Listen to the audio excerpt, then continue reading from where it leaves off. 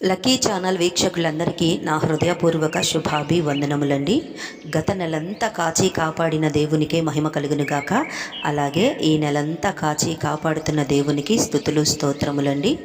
ఈ నెల దేవుని వాగ్దానము 2వ రాజుల గ్రంథంలో 20వ అధ్యాయంలో 5వ వచనము. నీవు తిరిగి నా ప్రజలకు అధిపతి అయిన హిజ్కియా యొద్దకు పోయి అతనితో ఇట్లనుము, నీ పితరుడైన దావీదునకు దేవుడగు యెహోవా నీకు సెలవిచ్చినదేమనగా, నీవు కన్నీళ్లు విడుచుట చూచితిని, నీ ప్రార్థన నేను అంగీకరించి ఉన్నాను, నేను నిన్ను బాగు చేసేదను. 3వ దినమున నీవు యెహోవా మందిరమునకు ఎక్కిపోవుదువు.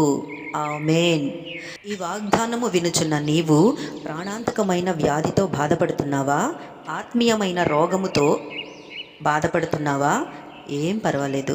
హిజ్కియాని స్వస్థపరిచి దేవుని మందిరంలో స్థిరపరిచినట్లే నిన్ను కూడా నీ కుటుంబంలో ఏ వ్యాధి ఉన్నా ఆత్మీయంగా శరీరంగా అన్నిటినీ కూడా దేవుడు బాగు చేసి దేవుని మందిరంలో నిన్ను స్థిరపరచునుగాక. ఆమేన్.